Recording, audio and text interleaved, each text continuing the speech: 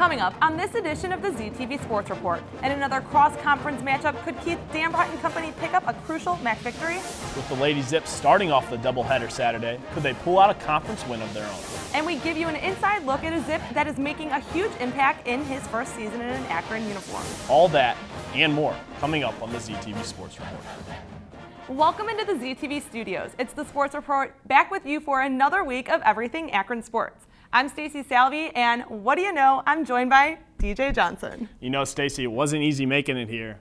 That was a busy weekend.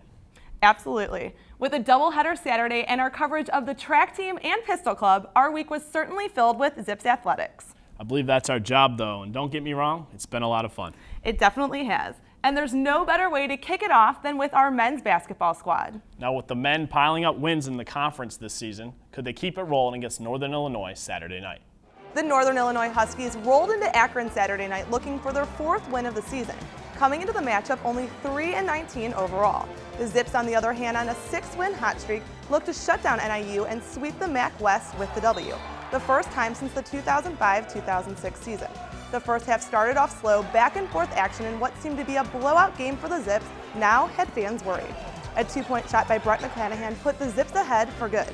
Nick Centenovich led Akron with 14 points, followed by Nick Harney with 12 and Demetris Tree Treadwell with 11. Zips head into the break 31-24. The Zips came out of the locker room hot and continued their trend of second-half dominance throughout the game. Akron kept their lead easily, beating the Huskies 75-51. The MAC West sweep is the second for coach Keith Dambrot, and the win improves Akron to 18-7 overall and 10-1 in conference play, the best start in program history.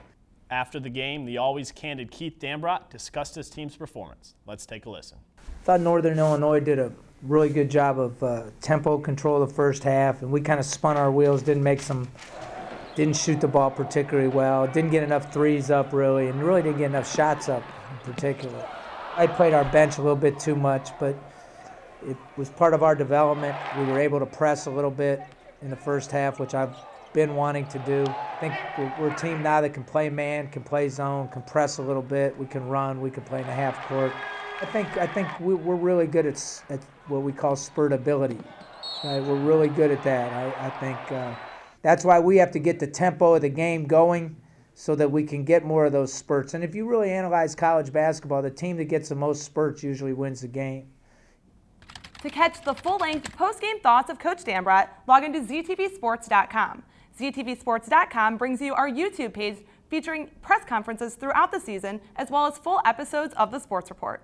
Now, the Zips will look to maintain their top spot in the MAC East as they close out their regular season with 4 straight division games. That's true, but let's not get ahead of ourselves, DJ. UA will take on Miami of Ohio and Oral Roberts this upcoming week. For more on that, we send it over to the guys at the update desk.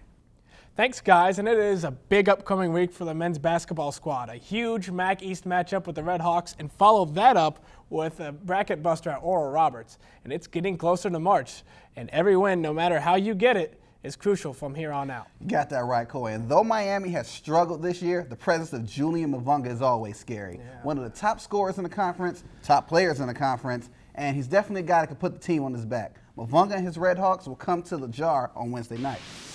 Now, Miami has really struggled in conference play this season as they sit at the bottom of the MAC East. Their side of the conference has really gotten the best of them this season. They're only 1-4 against MAC East opponents. But like you said, D, Mavunga currently has 17 points and 10 boards, so you just never know. And Akron narrowly got by Miami in their first matchup, but they took home a 65-60 win. The Zips actually trailed with just over 3 minutes to go. And granted, this time it will be at home. And with the jar crowds constantly growing and getting better this year and the fans getting into it, I'm very confident in our Zips. Now the week won't be finished there, as UA will head to Oral Roberts on Saturday. That's Oklahoma, if those of you are questioning, as they attempt to duplicate last season's win over the Golden Eagles. Now, the Zips pulled out an 84-80 victory at home last year, January 3rd, as Nick Centenovich led 6 Akron players to double figures with his 17 points. The Eagles have already improved from their 19-16 record from a season ago, and they've already eclipsed the 20-win mark in 2012. They already have a win over Xavier, who was 9th in the country at that point. They have been really impressive in their conference so far. So this matchup between these two schools will be very promising. It will be a busy week for the Zips, and a busy week for us trying to keep up with them and see how they fare. Don't forget about our Twitter page where you can find updates on both games and every game throughout the season. Well, with the men's upcoming schedule now fully covered, I think it gives us a way to Zips trivia. So D, take us away. How many times has men's basketball coach Keith Dambrot won 20-plus games with Akron? Stay tuned for the answer and much more of the ZTV Sports Report after the break.